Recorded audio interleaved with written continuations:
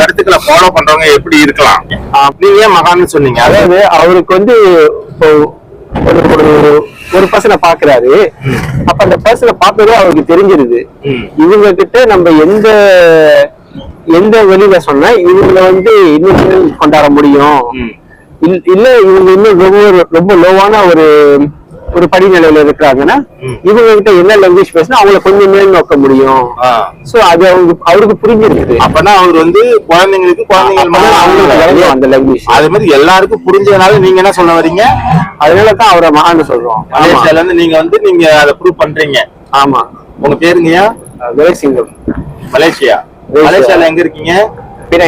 சரி, இப்ப அவரோட நாலேஜ் என்னன்னு புரிஞ்சு போச்சு. இப்ப நீங்க அடுத்த கட்டமா என்ன செய்ய போறீங்க இந்த கருத்துக்களை எடுத்துட்டு போய் மலேசியால?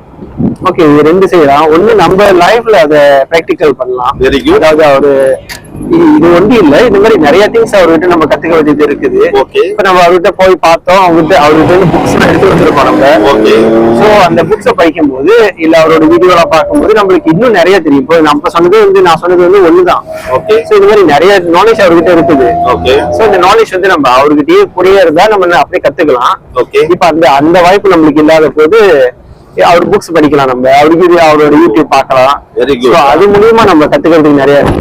அந்த மாதிரி கத்துக்கிட்ட பிறகு அதை நம்ம லைஃப்ல பிராக்டிஸ் பண்ணலாம். சோ அட்லீஸ்ட் நம்மளும் கொஞ்சம் இம்ப்ரூவ் பண்றதுக்கு வாய்ப்பு இருக்குது. இது ஒண்ணு. இன்னொன்னு வந்து ஏதோ நிறைய பேர் இந்த மாதிரி ஸ்பிரிச்சுவல் சர்ச்சிங்ல இருப்பாங்களே, சீக்கிங்ல இருப்பாங்களே, அவங்களுக்கு வந்து கரெக்டான ஒரு குரு ஐடென்டிஃபை பண்ணி கொடுக்கறதுக்கோ இல்ல அந்த மாதிரி வாய்ப்பு இல்லாதவங்களுக்கு நம்ம நாலேஜ் வந்து அவங்க கிட்ட ஷேர் பண்ணலாம். சோ இந்த ரெண்டு விஷயம் நம்ம பண்ண முடியும். அவர்கிட்ட நிறைய விஷயம் இருக்கு.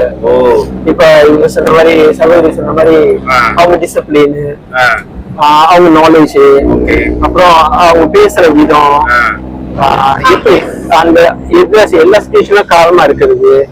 இப்போ ஒரு எங்கர் வந்தாலும் அதை எப்படி கண்ட்ரோல் பண்றது, இந்த மாதிரி எவ்வளவு குவாலிட்டிஸ் இருக்கு அவங்க. சோ அப்ப நான் பார்த்த வரைக்கும் இப்ப அவர்கிட்ட இப்ப வரைக்கும் நான் பார்த்த வரைக்கும் இந்த ரெண்டு நல்ல நெகட்டிவ் குவாலிட்டி நான் ஒன்றும் பார்க்கல அவர்கிட்ட. சோ அதனால ஆல்மோஸ்ட் எல்லா குவாலிட்டியும் நம்ம எடுத்துக்கலாம் அவர்கிட்ட. Very good. அத கரெக்ட்டா ஃபாலோ பண்ணாங்கன்னா கொல்லிமலை மேல இருக்கலாம். கொல்லிமலை மாதிரி உயரத்துக்கு போயிடலாங்கிறீங்களா? நீங்க அதனால அவர் என்ன பட்டம் கொடுக்குறீங்க அவருக்கு? அழக ராமனுஜம் மகான். அதனால இப்ப அவரை மகான்னு சொல்றோம். இந்த உடல் வரப்போவதில்லை, இனி யார் பிறந்தாலும் இந்த அலைத்தொகுப்பு வரப்போவதில்லை.